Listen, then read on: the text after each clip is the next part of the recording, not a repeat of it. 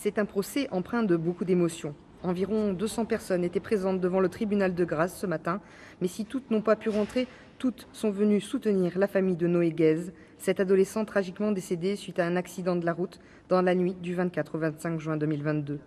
Un drame pour les parents face aux excuses à voix basse du prévenu, même s'il les a réitérées cet après-midi. Il a demandé pardon, mais il n'a pas demandé pardon à nous. Il a demandé pardon à la juge. Tout ça, c'est encore pour s'en sortir, pour faire le minimum de prison.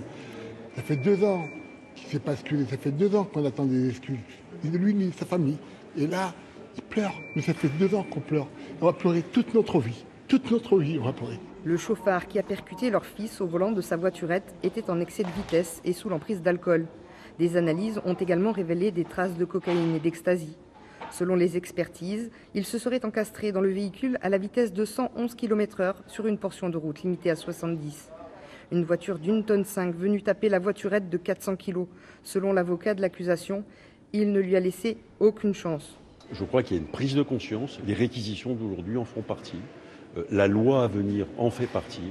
Je crois qu'il est nécessaire de dire qu'une prise de conscience est absolument nécessaire. On ne peut plus laisser des familles entières détruites de cette manière-là par des comportements d'une irresponsabilité absolue. Dans ces réquisitions, le procureur demande une peine d'emprisonnement de 6 ans et l'incarcération immédiate à l'issue du procès. De son côté, la défense a voulu mettre en exergue des problèmes de procédure en soulevant, selon elle, des irrégularités. Le délibéré, quant à lui, devrait être rendu dans le courant de la soirée.